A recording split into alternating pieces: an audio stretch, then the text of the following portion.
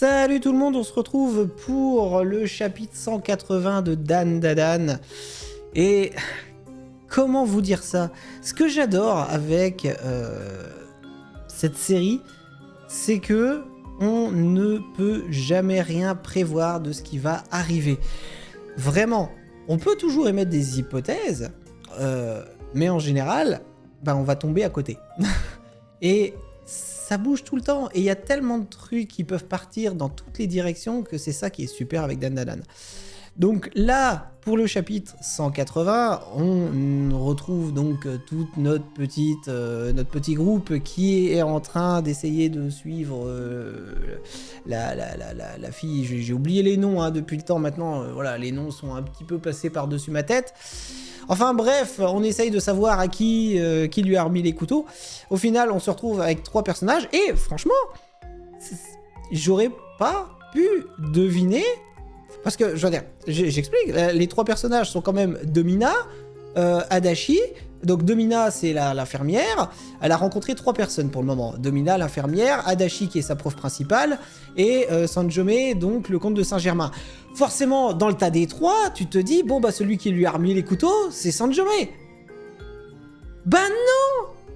Même pas! Putain! Même pas! Tu t'aperçois après que, en fait, la prof principale de la gonzesse va discuter avec un prof de PS, et que derrière elle, il y a tout un tas de fantômes qui ont attaqué la grand-mère de Momo, et en plus, on voit bien sur les messages, sur son portable, que c'est elle qui avait envoyé les messages à l'autre mec en lui disant que fallait aller attaquer la personne dans le restaurant. Et c'est elle qui est derrière tout ça. Jamais de la vie j'aurais pensé, mais jamais de la vie. Donc, ça veut dire que Sanjome, enfin le comte de Saint-Germain, a recruté la prof, et que c'est la prof ensuite qui a été faire toute cette attaque pour la grand-mère de Momo. Pour réussir à remonter après au coupable, ça va être chaud pour eux. Mais j'aurais jamais imaginé ça. Moi, voilà, quand on nous présente les 3 personnages, vous avez été, je pense, exactement comme moi. Vous avez eu la même réaction. Domina, clairement non, parce qu'elle les a un peu aidés. La prof, là, tu te demandes même pourquoi, qu'est-ce qu'elle vient faire dans l'histoire. Et puis après, on te présente Sanjome. Alors oui, clairement, c'est ce mec-là qui est coupable. Eh non, même pas. On voit bien dans les messages après, voilà, la cible, resto à l'étage, flamme lunette, machin, mission échouée. Clairement, c'était elle. Et puis après, tu vois tous les fantômes derrière elle. Donc ça veut dire qu'elle a été recrutée par Sanjome. Enfin, par le comte de Saint-Germain. Enfin, j'imagine. Et seconde moitié de l'épisode, je me comprends, du chapitre, on retrouve donc le fameux mec qui s'était battu à la course contre Takakura, qui avait voulu lui mettre la misère, la honte, et finalement c'est lui qui s'était pris un vent, parce que Takakura, à force de s'entraîner avec Mémé Turbo, même s'il a plus ses pouvoirs, il court hyper vite.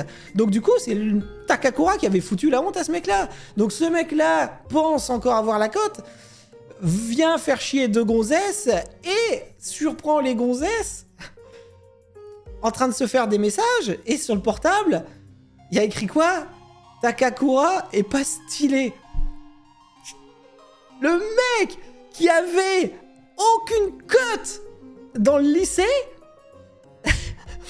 maintenant, les filles commencent à le trouver stylé. Forcément, ça énerve le mec.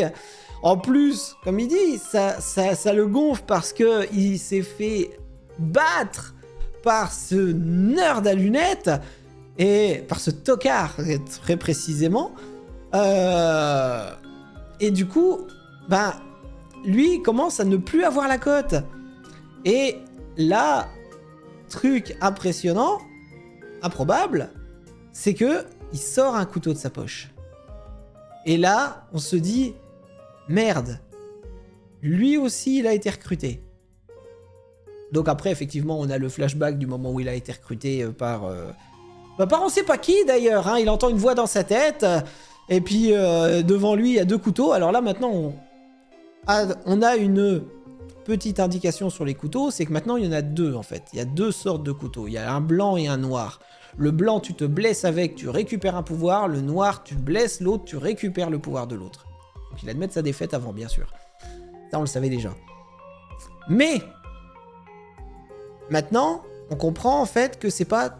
Enfin, que les pouvoirs qui sont donnés par le biais d'un couteau d'une autre couleur. Faut se blesser simplement avec. Donc, ça, c'est une info assez importante, qu'on n'avait pas avant. Maintenant, on comprend un peu plus. Le mec, bien sûr, refuse de croire la voix qui lui parle dans sa tête, etc. Mais il a tellement le seum qu'il va le faire quand même. Et là, on voit cette espèce de yokai épouvantable, je dirais, au niveau du rictus du visage, et qui a l'air, je pense, athlétique, parce que vu sur quoi est appuyée sa jambe, je saurais pas dire, mais ça c'est pas un truc de sport normalement. Donc, pour moi, ça va être un combat futur avec Complenou sur un peu tout ce qui est physique. Mais comme Complenou a pu non plus le physique de Mémé, enfin les capacités de Mémé Turbo au niveau de la course et tout ça, ça va peut-être être un peu chaud. Enfin, donc on se retrouve avec donc encore un nouveau mec qui va aller contre la troupe, mais surtout contre Takakura là, parce qu'en plus il lui a mis la misère. Et j'ai envie de dire un nouveau yokai.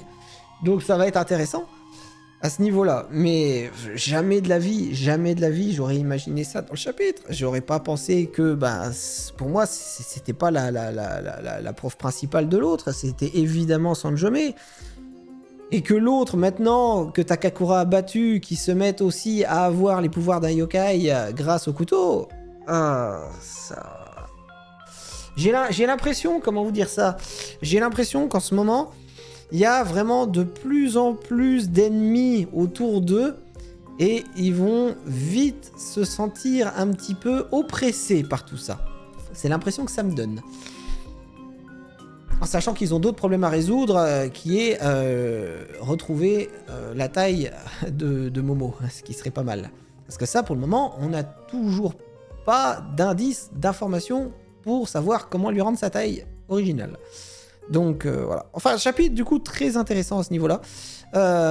Et on comprend enfin qui était derrière l'attaque de la grand-mère de Momo. C'était encore une autre prof qui, pour moi, a certainement été encore enrôlée par Sanjome. Enfin, je dis Sanjome, mais comte de Saint-Germain, quoi. Clairement. Je vois pas d'autres choses. Et du coup, ils vont commencer à être nombreux là avec les couteaux, avec les pouvoirs. Ça devient chaud quand même, ça devient chaud.